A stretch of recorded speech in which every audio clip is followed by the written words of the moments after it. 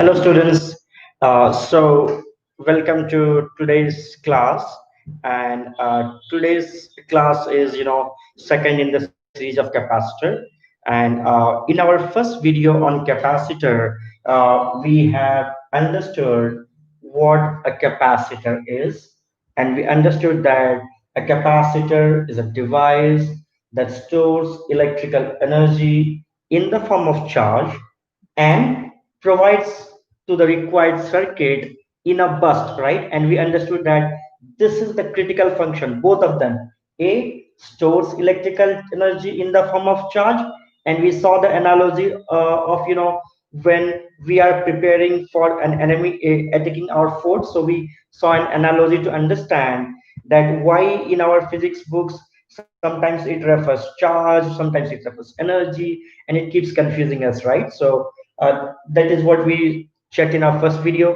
And if you find any confusion, I would recommend you to go through the previous video of this series after this session, and so that you can connect the dots also. And then we understood that the fundamental difference between a capacitor supplying electrical energy to a circuit versus an electrical cell providing electrical energy is an electrical cell provides a almost a constant potential difference, and obviously a steady energy into the circuit. However, your capacitor pushes all the charge it has stored into the circuit in one burst, and that is why sometimes it is needed to break the initial static friction to start devices like a fan, a motor, or a cooler, and things of that nature, right? So we have studied these concepts in our previous class. And after that, we went into the definition of capacitors, that a capacitor is, or the capacitance of a capacitor is defined as charge upon potential difference, or charge upon delta V, whatever you want to say. Because whenever we say charge upon potential, we assume the other leg to be at infinite, right? So obviously we know that potential at infinite is zero. So this is also potential difference. Don't think that they are actually two different formulae, right? And then we came to the deduction of spherical cell conductor, or and we understood that capacitor, conductor, and condenser, these three terms would be used interchangeably throughout capacitance or capacitor. So don't get confused with that, right? So this is where we had stopped our last class, right? That capacitance of a spherical conductor. So when we say spherical conductor, suppose I have taken a ball, suppose a metallic ball of radius r, and if I am giving charge to it, any charge q, I found out that capacitance of the spherical conductor comes out to be 4 pi epsilon naught r. And we also concluded one more thing towards the end of it, that this is another proof that though capacitance equals to Q by V, capacitance does not depend, neither depends on charge nor on potential. Rather, it depends predominantly on two things. A, your dimension of the capacitor, that is where you are seeing it depends on the radius. So if I take a larger ball of a metallic conductor, I can create more capacitance, right? And it depends epsilon naught, and we know epsilon naught is nothing but permittivity of free space. So say here, if I am, if I dip this ball inside water medium, right? So I would see there would be a change in capacitance, and the new capacitance C would be 4 pi epsilon r, or we can say 4 pi your dielectric constant into epsilon naught into r, right? So this is all what we studied in our previous class. Okay, just to give a quick recap of what we studied. And what we are gonna study today is this, right? So we started with spherical cell capacitor, and I told you that spherical cell capacitor, they are predominantly of your theoretical interest. They are not very good capacitors to be used. So today we would see what are the limitations of the spherical capacitor, right? And by understanding the limitations of spherical cell capacitor, we would see how did we evolve from spherical capacitor to spherical cell capacitor, from spherical cell capacitor to parallel plate and cylindrical. So we will see that why this was discarded, and why most of these are in use. We will see in today's lecture. So that would be predominantly our today's topic. Okay. So let's get started. So let us see and understand the limitations of spherical capacitor, right? Limitations of spherical capacitor. Okay, so let us start with the first one. Okay, so we in our previous formula we found capacitance of a spherical cell capacitor is 4 pi epsilon naught r. Okay, so now let us imagine one thing, that I want to create I want to create capacitance equals to 1 farad. Okay, so I want to create capacitance equals to 1 farad. So let us see how what should be the radius of my conductor, assuming my medium is air medium. Okay, so my aim is to create a capacitance or a capacitor with capacity of 1 farad.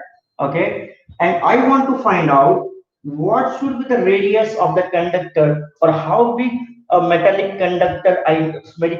spherical conductor I need to create a capacitor with capacitance of just 1 farad. Okay, let us see that. Okay, so in this equation I'm saying that, and this part is in SI unit, so we'll take everything in SI. Okay, so C, I want it to be 1.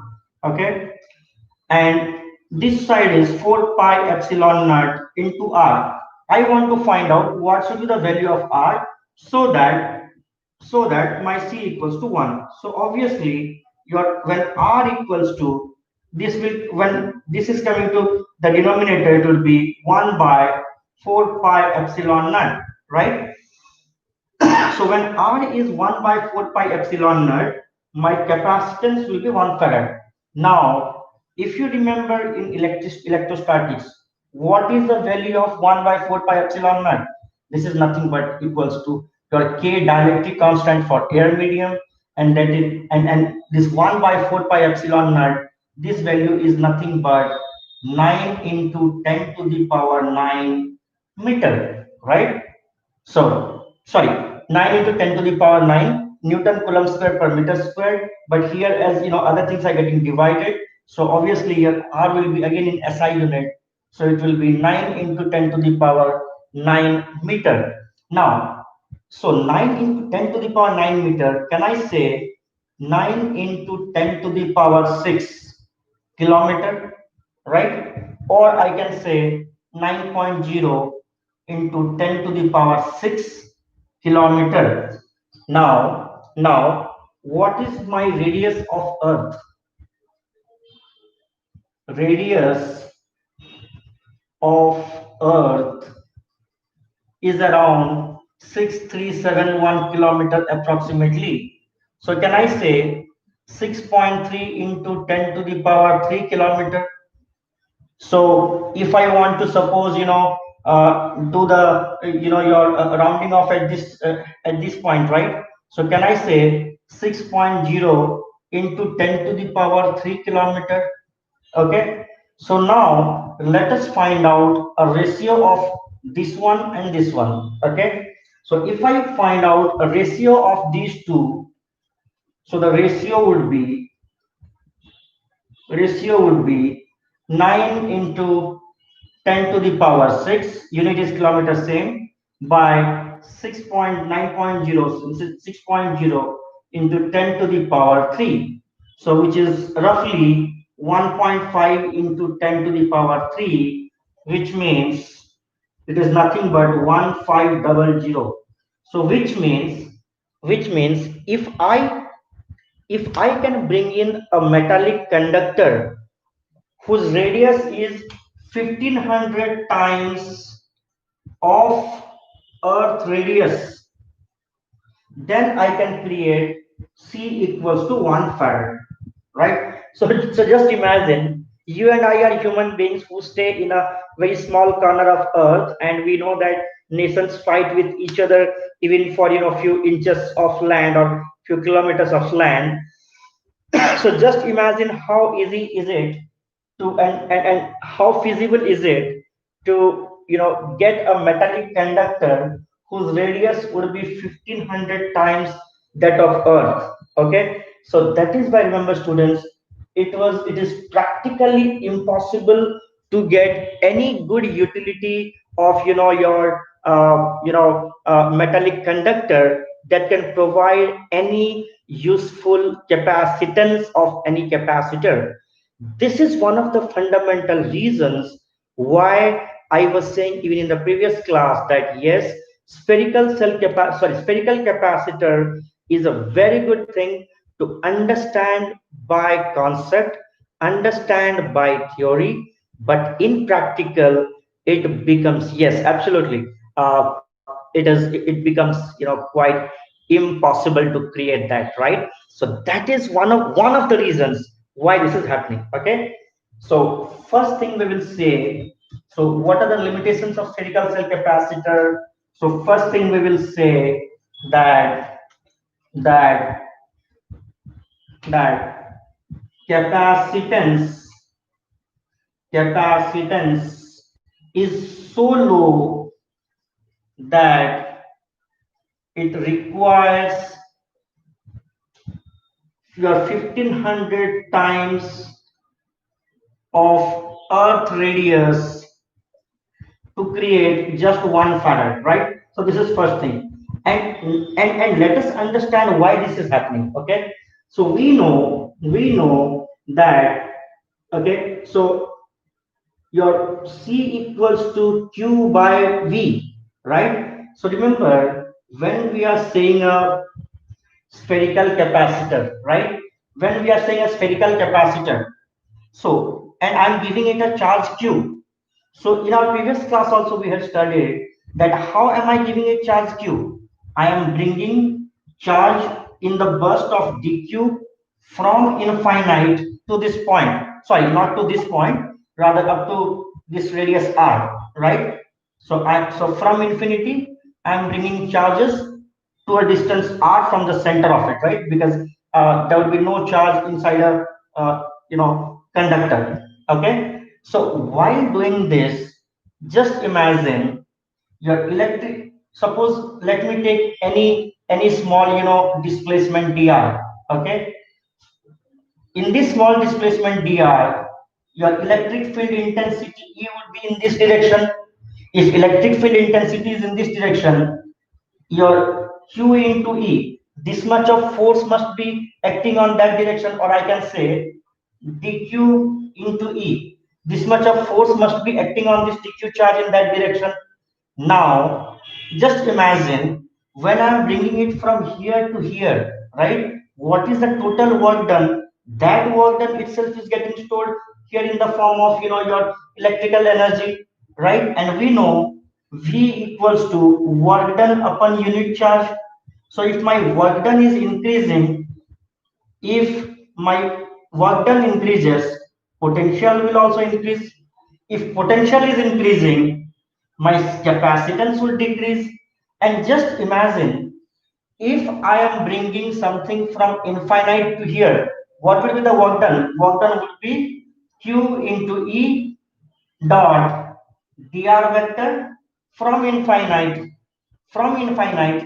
to this distance r, right? So obviously if the displacement is so huge, is it practical to understand that this work done will also be very huge? So obviously when this work done is used, potential difference is used, and when potential difference is used, your C becomes very, very low. So that is why, remember students, that in a spherical cell capacitor, even if you give it a very small charge, dq, on receipt of just that small charge dq, its potential would increase, significantly. And we know capacitance is nothing but amount of charge required to increase the potential difference by 1 unit. So that is why the capacitance is practically so low, right? So that is why the spherical capacitors that we can create, suppose I would, okay, now let us say that if I'm creating a spherical capacitor of, radius 1 meter. So if I'm creating a spherical capacitor of radius 1 meter, then capacitance would be C equals to 4 pi epsilon naught into R, right? So if my R equals to 1 meter, right, then my capacitance would be how much? It would be, 4 pi epsilon naught into R, and we know this is of the order of 10 to the power minus 9, because 1 by 4 pi epsilon naught is 10 to the 9 into 10 to the power 9, and the value of epsilon naught is 1.1 into 10 to the power 9 into 4 pi. Pi, if I suppose 3.14, so this would be, say, roughly something around 14, 15 something, right? So 14 into 1.1 into 10 to the power minus 9 farad, right? So which would probably be, suppose your 15, roughly 15 into 10 to the power minus 9 farad. So just imagine, it is 10 to the power 9, or 1 by your 10, your, it is 1 by 10 to the power 9 farad is what we are getting. So just imagine, that is why it gives no practical utility to have a spherical capacitor. Okay, so due to these reasons, fundamentally the spherical capacitor was kind of, discarded, because yes, it's good to understand the theory, but definitely not good for practical use. Okay, so we will also stop, much details about spherical capacitor right here, but what we would take forward is, it has given us a very good understanding, or it has proved that capacitance does not depend on charge, it does not depend on potential, it depends only on two things. One on the medium, and second one, it depends on the dimension of the capacitor. So this is one concept that we'll take forward, right? Second thing that we'll take forward is C equals to 4 pi epsilon naught R. And third thing is the issue, right? That if you see, okay, so in my spherical cell capacitor, this was my radius R, right? And I brought charge from an infinite distance.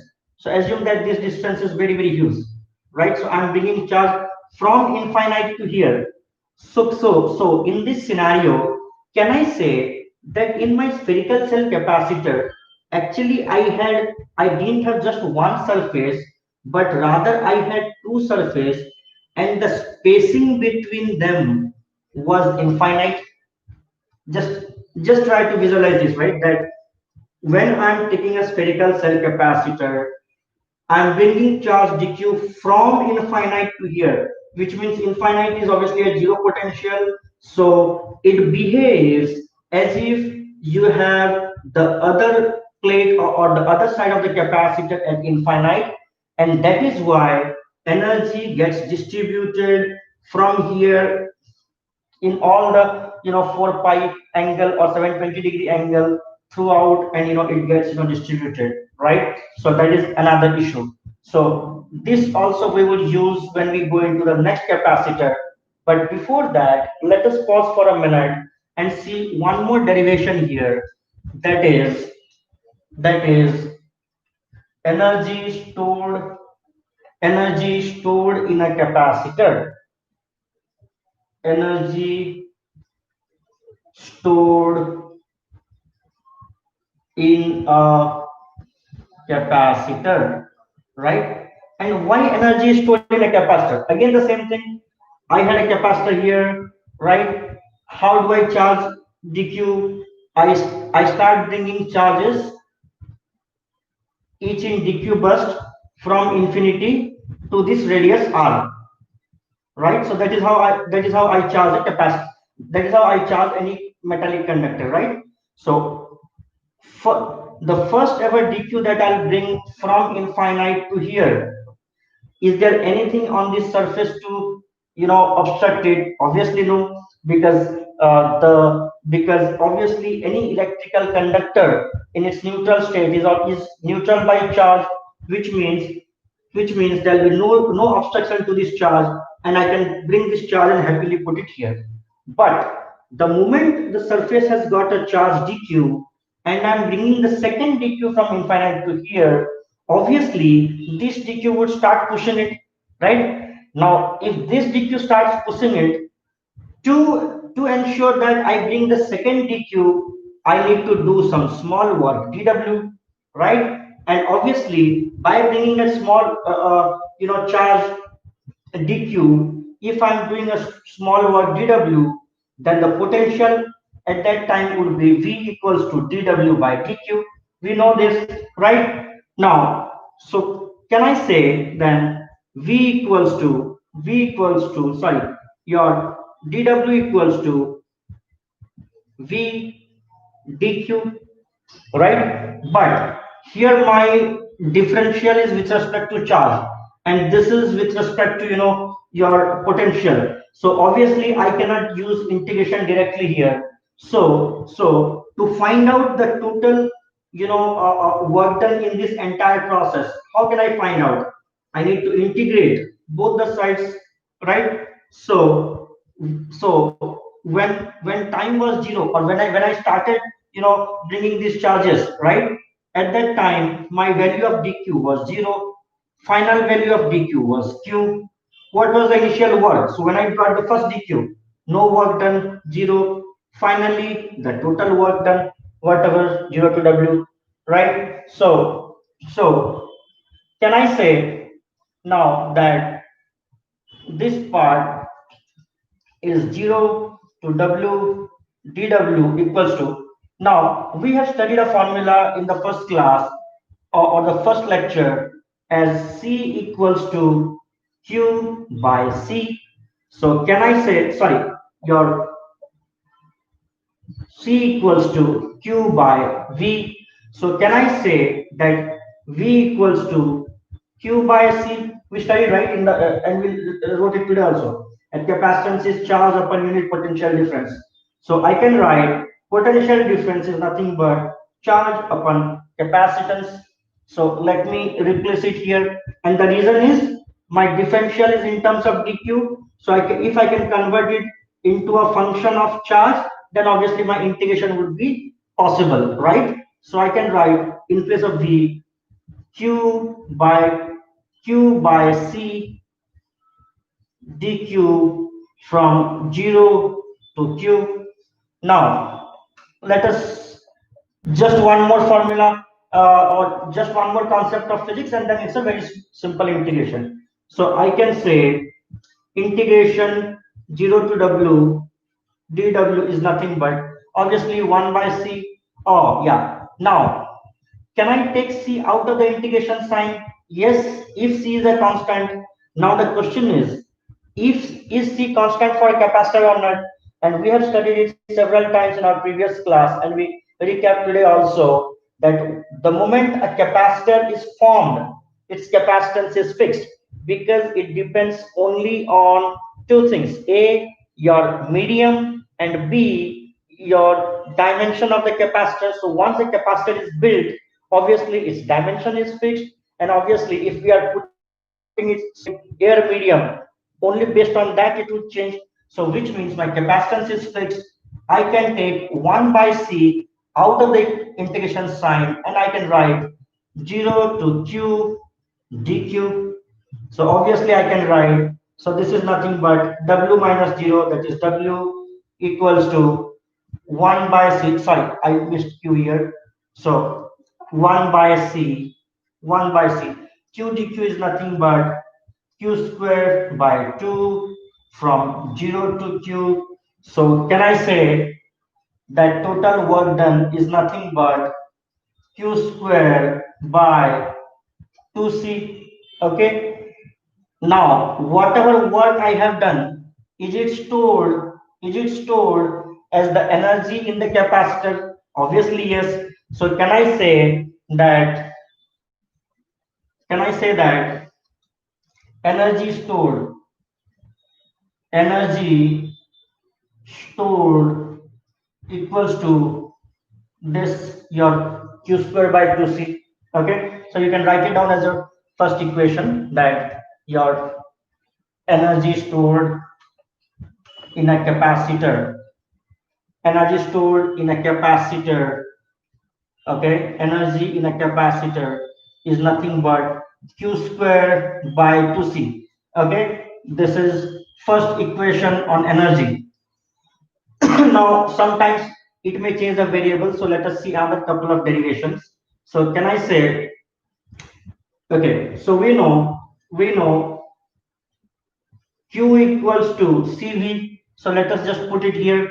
So I can say energy of capacitor, in place of q I can put cv square by 2c, or I can say c square v square by 2c, or I can say it is nothing but half cv square, equation number 2 on energy. Okay. So say for example, if you know the capacitance of a capacitor and the maximum potential difference that you can, expose it to, that is normally written on a capacitor. So that is the maximum energy it can store. Okay, that's the reason why I'm saying maximum, that we will learn when we go to charging and discharging of capacitor, but it can be found out easily with that. Right now, let us assume that, or let us see one more form of this. Okay, so so I have seen in terms of q and c, I have seen in terms of c and v. Now let us see that, suppose my c is also not given. If c is not given, then c equals to nothing but q by v. Okay, so in place of c I can write q by v. So e capacitor is half, in place of c I can write q by v into v square. So 1v gets cancelled, that is half qv, equation number 3.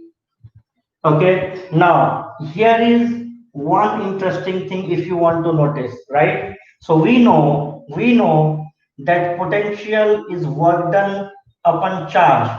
So you may think that total energy is nothing but, your total energy is nothing but a total work done only, right? So you may assume, or initially you may think that, sir, your work done can be equal to qv. So why I'm getting half qv here? So the interesting thing is we are missing out one thing, that how I can charge a body, with a charge q. The way is I need to bring charges in the burst of dq from infinite to the place, right? Now the interesting thing is obviously, as the potential is not constant and it keeps changing as you bring in every small dq, so that is why we understand that you cannot directly say w equals to qv, and through the integration whatever formula came out, we should be using that one. Okay, sure, great, fair enough. So let's keep moving, guys, right? So so the reason why we studied this is these are three important formulae which we would be using to calculate the total energy stored in a capacitor. Okay, so and if you see, one interesting thing is, irrespective of whether you are talking spherical cell capacitor, your parallel plate capacitor, cylindrical capacitor, or any other type of capacitor, if you know if your Q and C, charge and capacitor, you can apply Q square by 2C. If you know capacitance and potential difference, you can apply half CV square. And if you know charge and potential difference, you can apply QV, irrespective of what dimension of capacitor you are using. Okay, so that is why this is important. Now let's keep moving to our next capacitor in the evolution journey. Okay, so in our spherical capacitor, and the second capacitor is, we'll see. Okay, so say this was my conductor of radius r, right? So in a spherical conductor, I was bringing the charge from infinite distance to here. Now we studied that because of this high spacing, right? So one thing is pretty simple. So we know V equals to your yeah. So sorry. So because of this high spacing, the potential difference is also very high. So now, if if rather than keeping it at a distance infinite, right? If I can bring it relatively closer to say somewhere here, okay, such that, okay, so assume that this is sphere. So excuse my drawing. So say this one has a radius r1, and suppose this one has a radius r2. Okay, so if you see your spherical cell capacitor in a special case of spherical capacitor only, so what we are doing, we are attacking on the first limitation, that spacing was too high, so we are reducing the spacing to such an extent that now the difference between them is not infinite, it is finite, such that, and if it is finite, if I have brought this piece to here, so I will say that now I have two concentric spheres. So if I have two concentric spheres, I'll say this is nothing but my spherical shell capacitor. Okay, now if it is my spherical cell capacitor, so earlier what I was doing, I was moving charge from infinite to this place, right? So now if I want to move charge from here to here, right? So I want to move charge from a distance of R2 to R1, right? What is the best way of doing it, right? So charge is not like, a ball that I will pick it up and, put it somewhere else, right? So the way we do is we find out, or we connect it to a cell, right? So and again, I want to bring it from here. So this was my outer radius, right? So I will connect it to a negative terminal of a cell. Okay, suppose if I connect it to a negative terminal of a cell, and if I connect the internal one to the positive terminal of a cell, right? So we know that cell, or your electrical cell provides what? It provides potential difference, assuming the potential of this is suppose V, right? If potential of this is V, so this side is at plus, this side is at minus charge. So we know that the job. So now let us see how this will be charged, right? So this part, this side is under positive, this side is in negative. So what will happen now? Electrons on this, and this part, I have jumped the circuit, right? So it is not connected. Okay, so electron from here would move like this, and they would come here, and once they have come to the positive terminal of the cell, what is the job of cell? By using the chemical energy within it, it pushes the electron from positive to negative. So if it is pushing it from positive to negative, the electron comes here. Once the electron comes here, this is negative terminal. So obviously, under the influence of electrostatic force, it will be pushed here, and from here there is air medium inside, suppose. Okay, if there is air medium, obviously it cannot go from here to here, so no movement of charge from here to here. So which means a charge dq got reduced from here, or a charge minus dq got reduced from here, and the charge minus dq got added at here. So after some time, obviously all those small, because of that loss of those electrons, right? So it would attain a charge plus q, and obviously your outer surface would attain a charge minus q. Now obviously if it is charged and it is in your negative charge, now there will obviously be a potential difference v across them, right? So now if there's a potential difference V across them, so you just see, I have given charge and there's a potential difference V, and this one I have taken like you're similar to infinity, but it is closer. It is not as far as infinity. So that problem we also solved, and my electrical energy is bound within this. It is not available for the entire universe.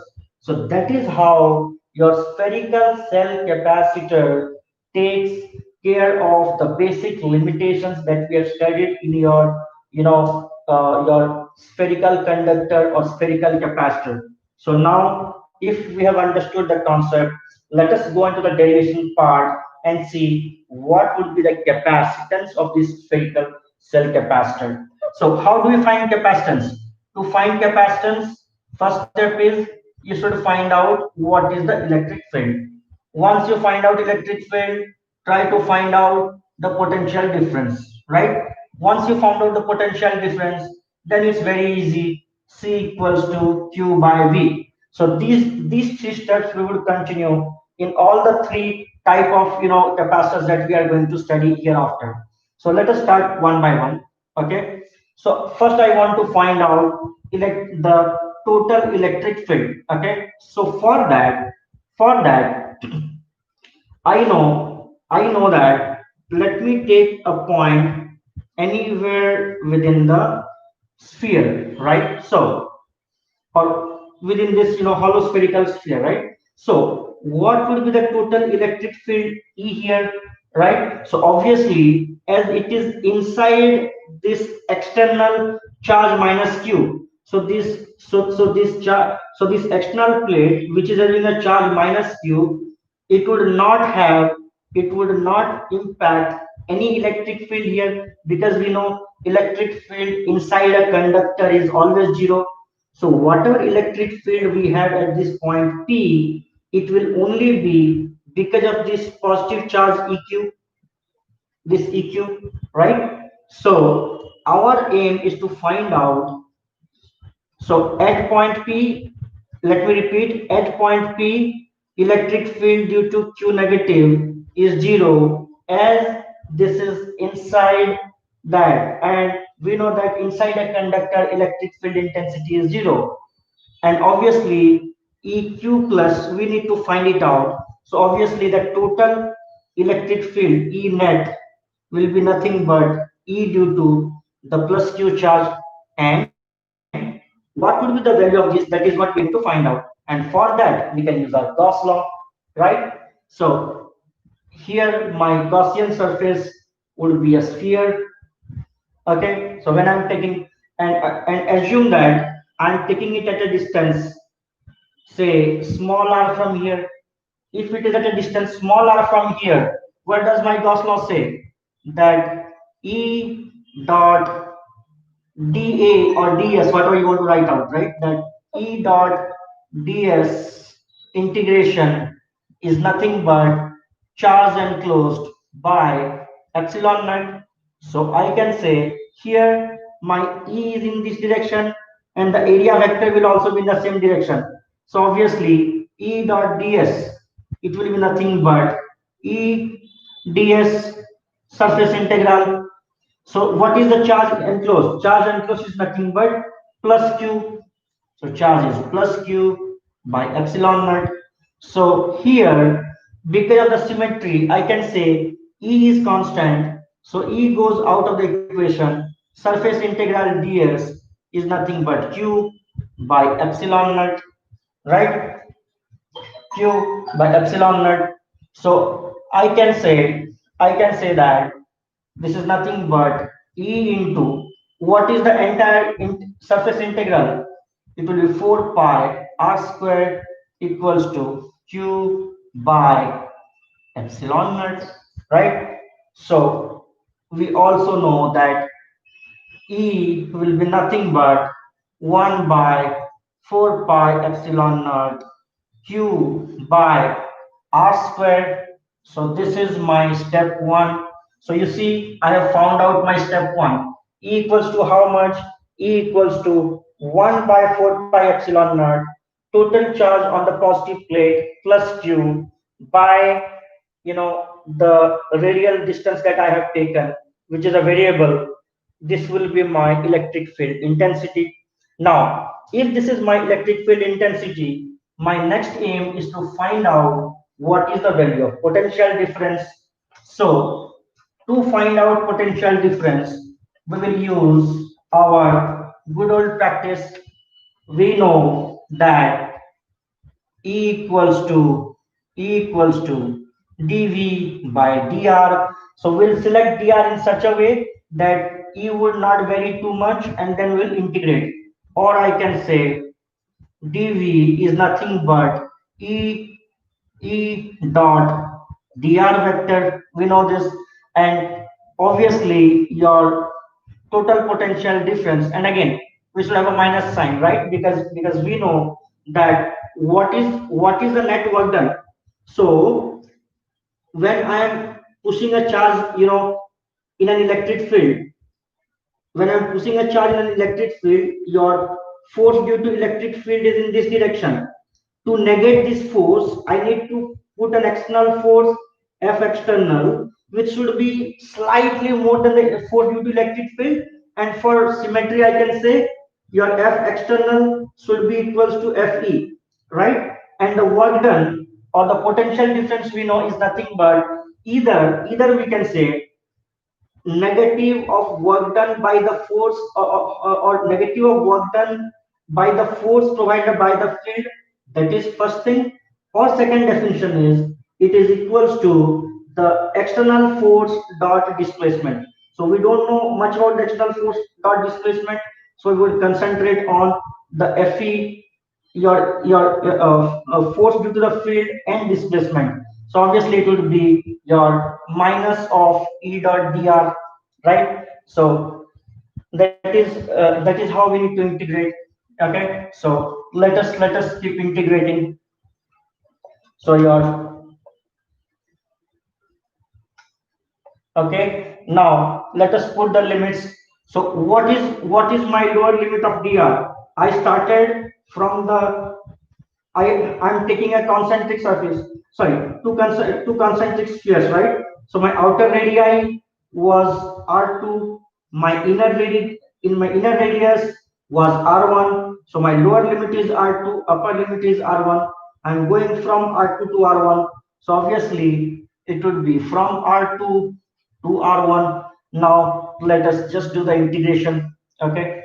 So and dV is obviously this piece I have connected to the negative terminal of the cell, and we know that we consider for all practical purpose the potential of this one to be at zero. So lower potential is zero and higher potential is obviously V. So obviously my V equals to now E dot dr here electric field at this point, and we have taken an intermediate point R. So here electric field was in this direction, my displacement is going in this direction. So can I say E dot dr is nothing but again minus E dr, one more minus from R2 to R1. So can I say V equals to, if this minus goes out, right? If this minus goes out, it will be only E dr. Now let us put the value of E. E equals to 1 by 4 pi epsilon naught Q by R square dr integration from R2 to R1, right? So let us keep moving on our integration part. Okay, so then it will obviously be 1 by 4 pi epsilon naught and q. These all are constant. They'll go out of the integration sign.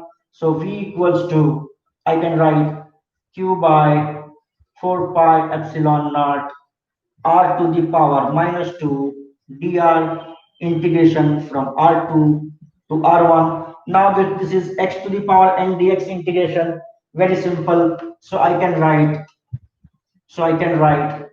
my v is nothing but q by 4 pi epsilon naught r to the power minus 2 plus 1 by minus 2 plus 1. So that is nothing but minus 1 by r, right? That is minus 1 by r from r2 to r1.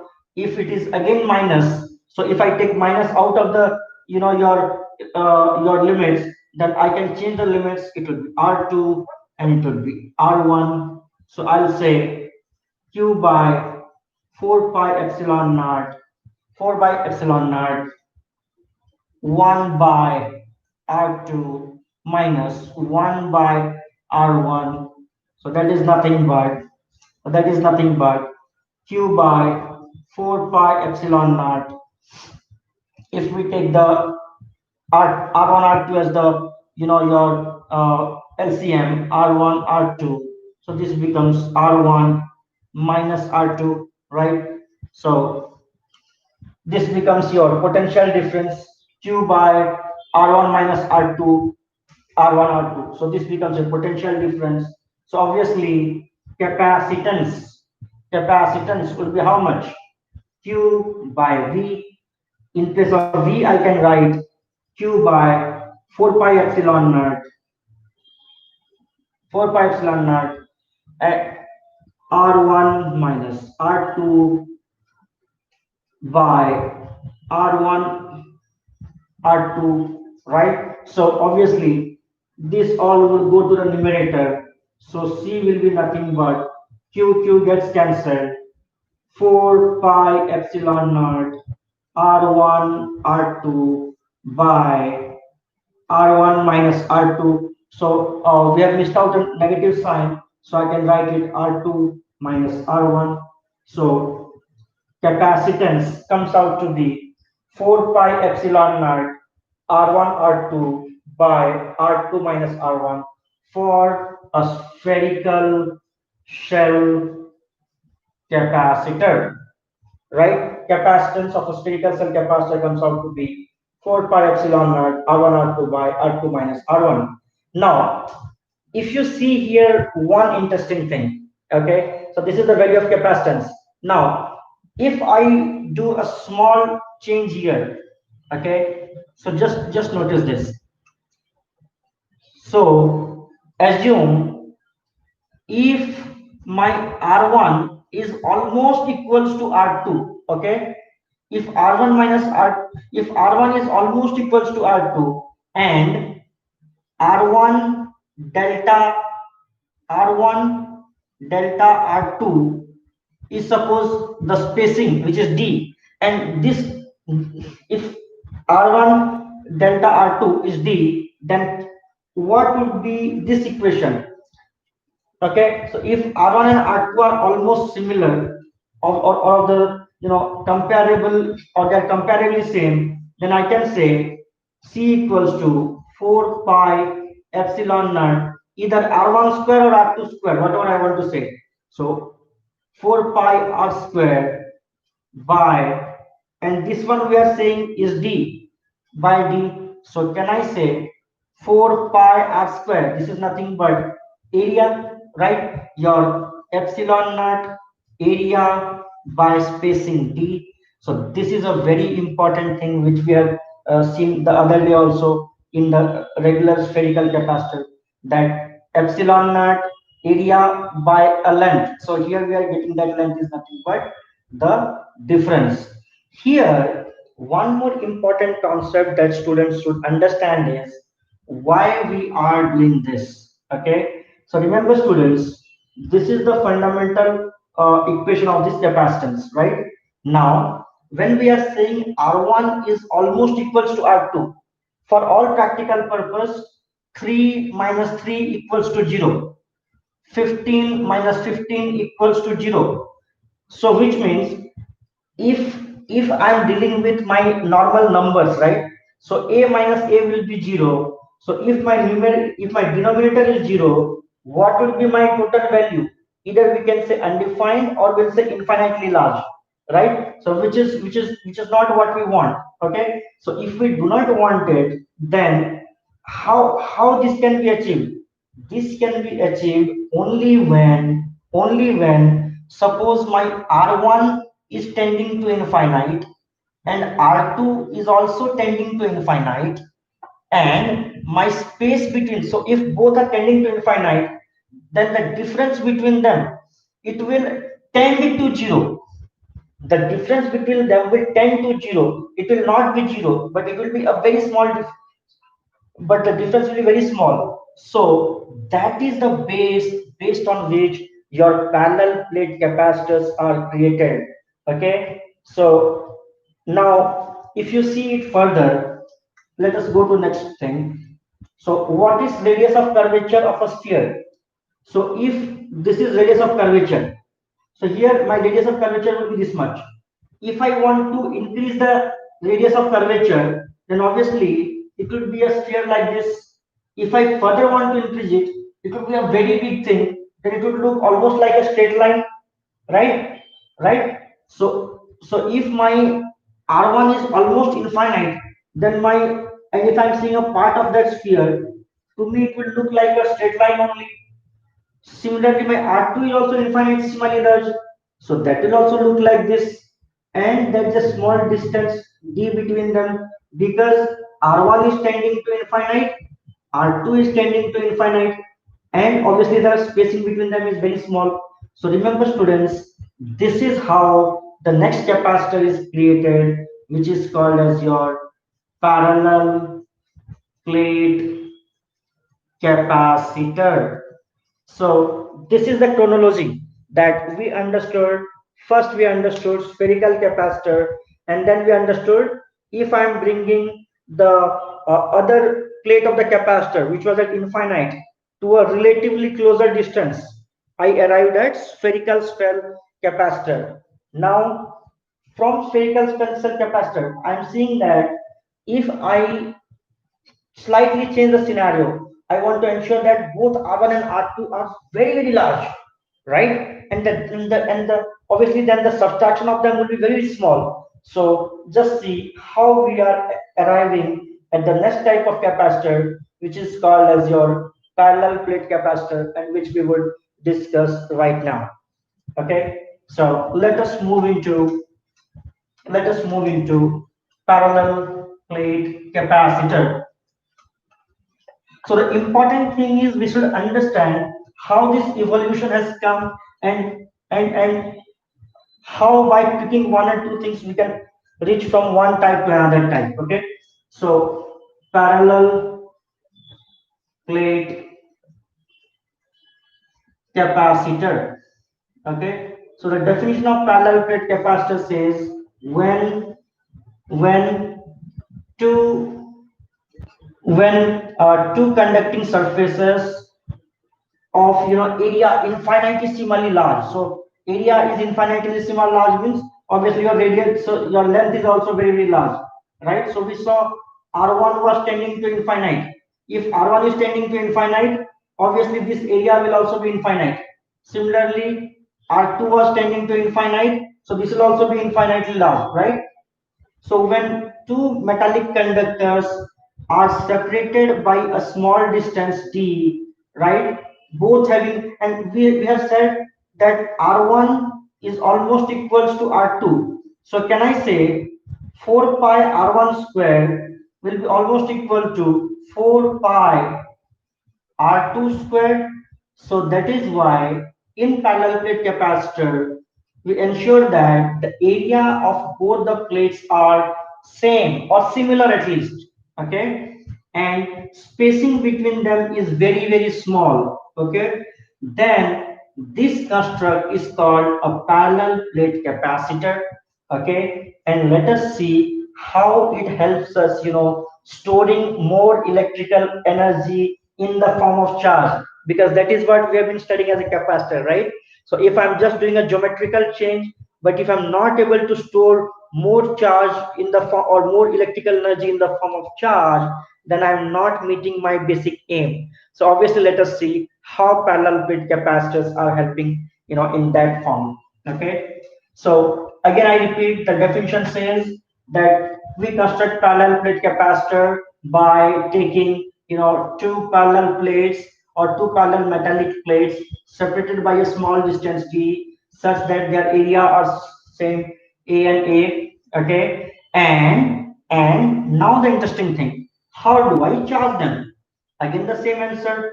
So let me connect it to a electric cell. So if I'm connecting to an electric cell whose potential difference is V, then obviously electrons from here would come to here. The cell again would push those electrons from the positive terminal to the negative terminal. Once the electron has reached the negative terminal, due to electrostatic repulsion, it would come and it would reach here.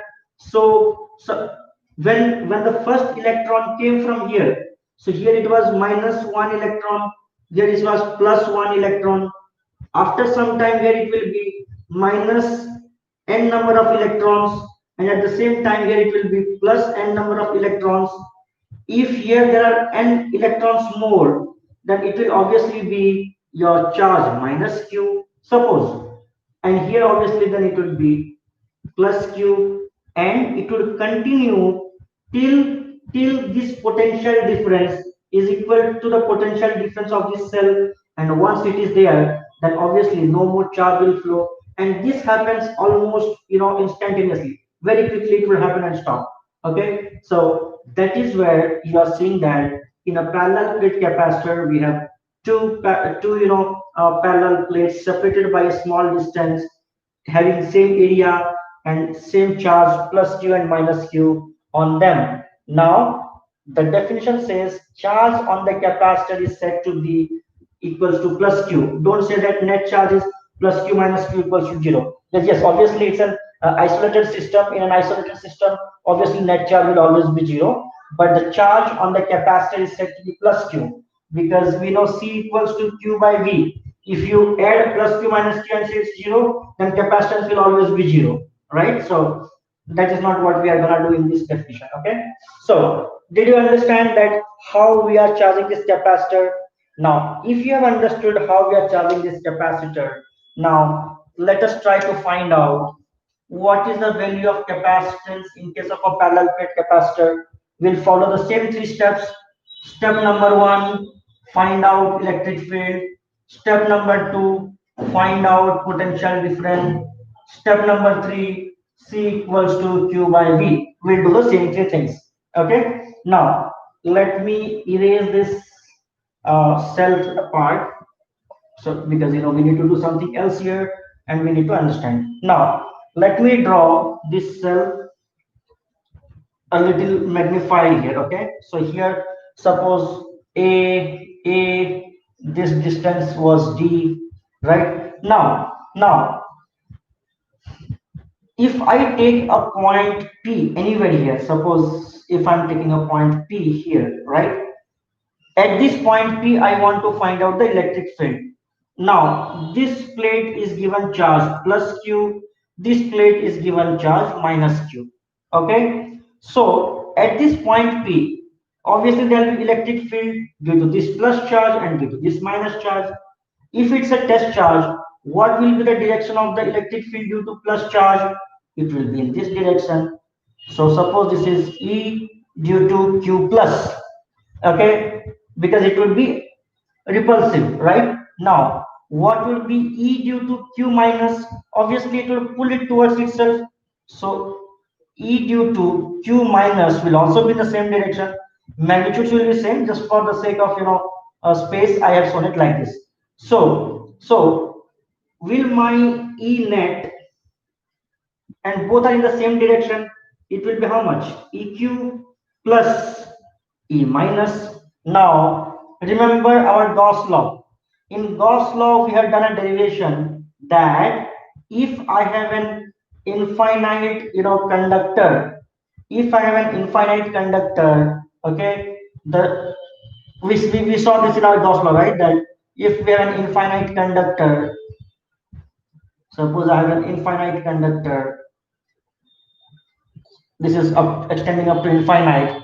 So electric field intensity E at any point P near it is nothing but E equals to sigma by 2 epsilon naught. We have studied it in our Gauss law. So using Gauss law, and obviously, and that is the reason why we have taken that spacing is very small. Remember, students, if the spacing is not very small, it is large, then I cannot use this Gauss law. So it will come to your spherical cell capacitor kind of derivation. Okay, so that is another reason why we take that spacing is very small and and your areas are very large.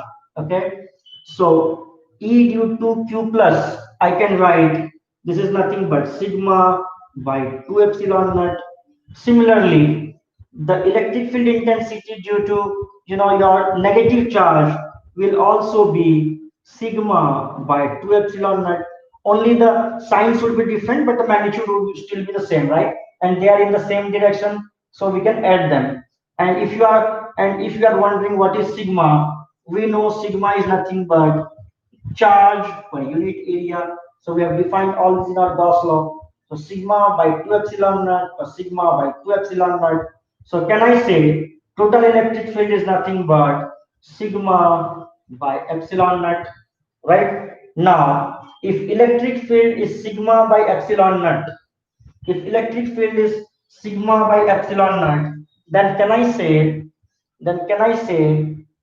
E is nothing but V by D, or can I say V equals to ED, or can I say V equals to sigma D by epsilon naught, right? And here if you see, I'm not using integration.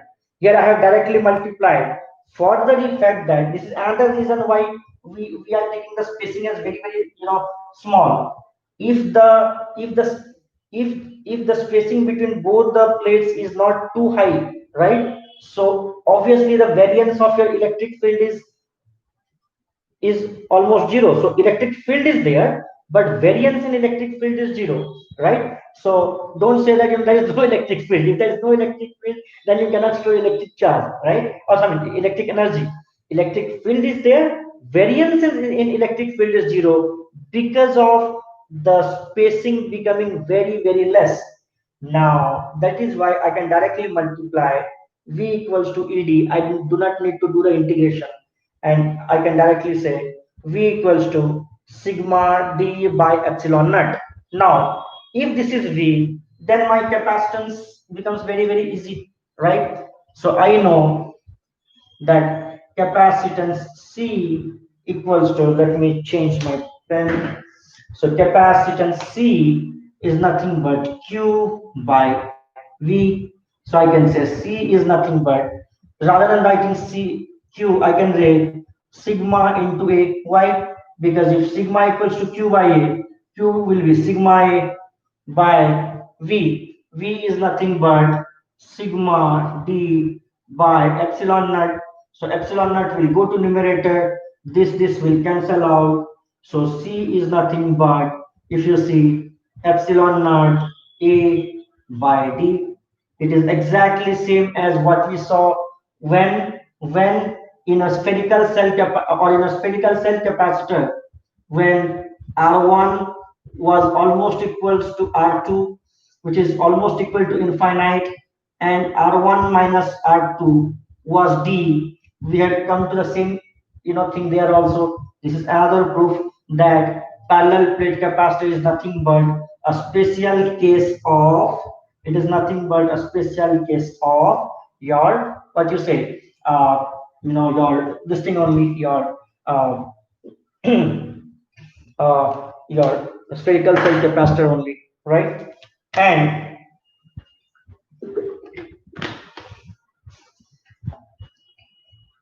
okay, now this is the value of capacitance of a parallel plate capacitor. Okay. Now, sorry, I got a call. So now let us move a little further and we'll see energy in this parallel plate capacitor. Okay. So first thing is the moment I say energy. Okay. So now let us see. Now let us see energy stored in parallel plate capacitor, right? So two things. One, I know energy of any capacitor is nothing but half CV square. Just now we found out the formula for C, right? So if you want, or you can say, your Q square by 2C, whatever. So say your Q square by 2C, right? This thing you already know. So what you can do, if you want, you can directly put the value of Q, C and find it out. Suppose if you want to say that Q is nothing but sigma square A square by capacitance is nothing but epsilon naught A by D, right? So obviously your 1a 1a will get cancelled, d will go to numerator, so it will be sigma square a d by epsilon naught. You can find it out in this way. It's absolutely right. But let us go through a theoretical process to understand, and let us see whether we are arriving at the same thing or not. Okay. Okay. So let us see that why and how energy is stored in a parallel plate capacitor, right? So we know that this is how do we construct a parallel plate capacitor. I have two parallel conductors, each of area A, separated by a small distance d, right? Now this one has got plus charge plus q, this one has got negative charge minus q. If this one has got positive charge and this one has got negative charge, so we had studied in electrostatic that they will pull each other. So can I say that there will be a force F F on this negative charge, on this negative force on this negative plate, due to the positive charge, it will be in this direction, right? If there's a force in this direction, then obviously, and the spacing is less, so obviously this plate would have already got stuck to it, right? So if something is pulling and nothing is pushing, so because there is no other charge on the other side, right? So if it is pulling, then obviously it would have got pulled and stuck to it. Now, if it is not getting stuck, so obviously there's an external force that is applied to separate it from with this distance. Now, if an external force is given in this direction, then obviously I can say the same thing. My F external will be nothing but force on the negative plate due to the positive plate, right? So and my work done will be and my work done.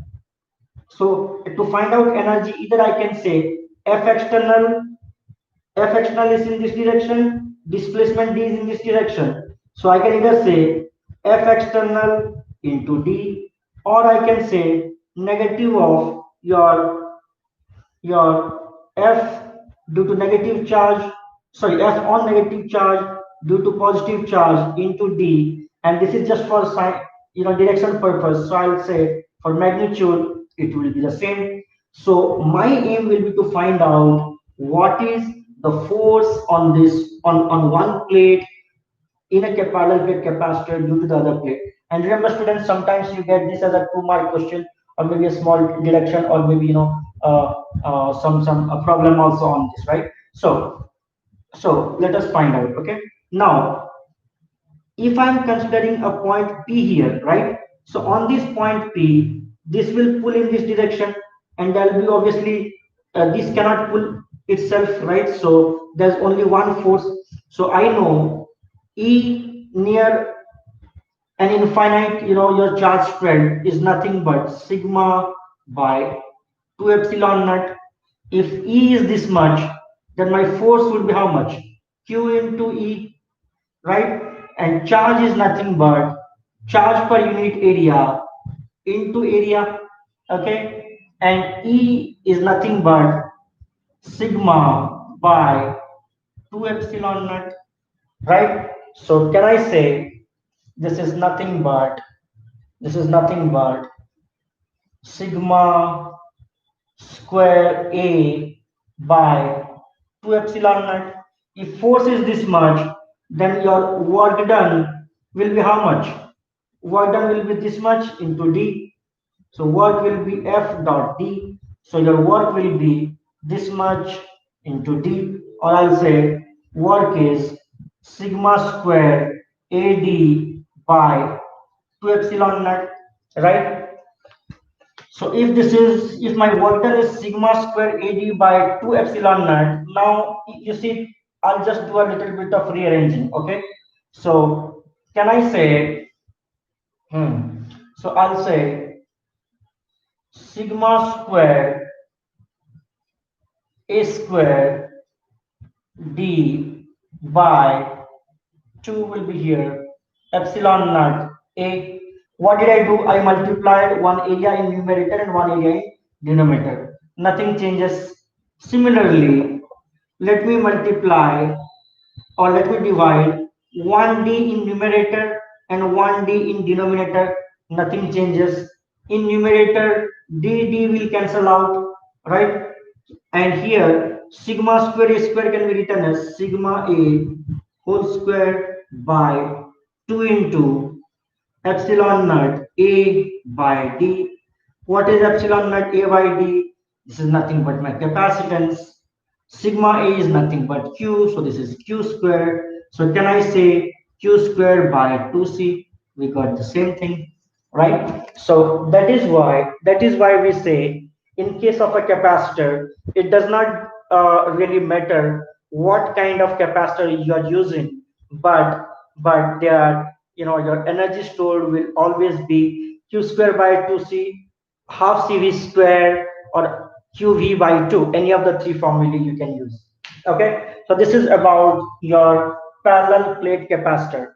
Let us go towards the last one for the day, that is your cylindrical capacitor. And I understand that this has now become a little long class and you might be feeling exhausted. Don't worry, we will use the same principle and we will quickly finish off the cylindrical capacitor. Okay, so in cylindrical capacitor also there will be two concentric cylinders. Okay, say this is your axis, so one internal and one external, and obviously there will be two concentric cylinders, such that suppose radius of the internal one is R1, and suppose radius of the external one is R2. Okay, again the same three things. For finding out C, I want to find out E, I want to find out V, and then I'll find Q, your C equals to Q by V. Here also, to charge it, what will I do? Suppose external one, suppose let me connect to negative end of the cell, okay, and internal one, suppose let me connect it to the positive end of a cell. Then again, just like a parallel plate capacitor, electron would move from the internal one first to the positive terminal, then cell would push it from positive terminal to negative terminal. The same electron would come and sit on the external surface. So that is why in some time your internal cylinder will have charge Q, external cylinder will have same charge but opposite direct, that your sign, it will be minus Q. Now this is where we will be stopping, and then it is again a quick derivation. We'll again do Gaussian. We'll again use Gauss law, that suppose we want to find out at a place R, right? So So what would be the value of E, right? So let us consider a Gaussian surface at a distance r, and I'm considering the Gaussian surface will again be a cylinder. Here the interesting thing is, in this Gaussian surface, the part that is towards the the plane side of the cylinder, your E will continue to be in this direction for here, and your area vector would be in this direction. So obviously, E and area vector are perpendicular. So E dot ds will be 0. So there will be no flux from this, your plate side. And the one which is, having a curved surface, on a curved face, you will have E and dr both in the same direction. So E dot dr would be simply E multiplied by 0, because cos 0 is again 1. Okay, so I can write that total flux is nothing but your E dot dr, or your uh, E dot ds, your surface integral, E dot ds ds surface integral is nothing but charge enclosed by epsilon naught. Same thing, charge enclosed will be charge on this internal cylinder only. The external cylinder, for external cylinder, there will be no electric field, because this is, again, we are only considering charge on the Gaussian surface. So charge on this external surface is outside the Gaussian surface, so that would not be counted in, counting the flux, right? So E dot ds will come out to be E into, now what will be the area of that curved surface? We know, if I cut it, it will be a, what you say, one rectangle like this, such that this length will be nothing but the perimeter of this circle, which is nothing but 2 pi r. Assuming the length is L, it will be L. So E into 2 pi RL, that is nothing but your Q by epsilon naught. Okay. So obviously your electric field intensity E will be Q by 2 pi L R epsilon naught. Also, let me put it here, epsilon naught R, right? So this is your electric field. If this is your electric field, simple, your V equals to E dot dr integration.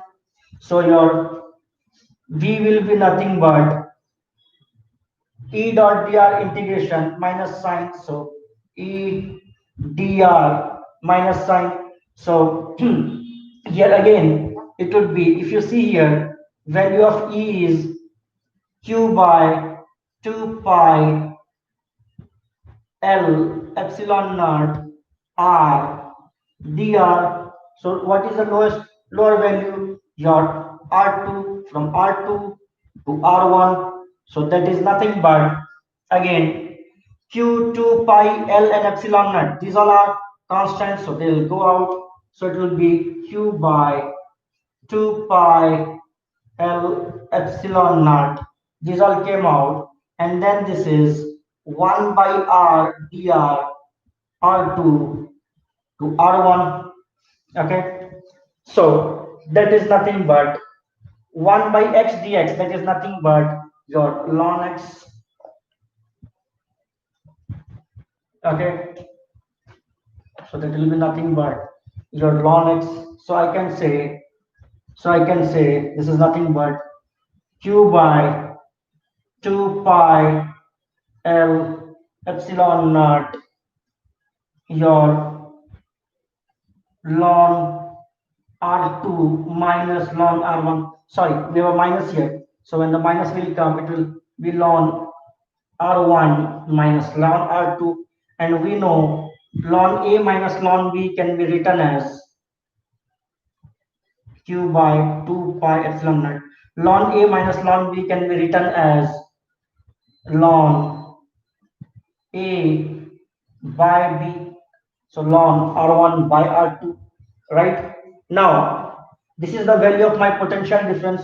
If this is value of my potential difference, obviously capacitance C becomes very easy.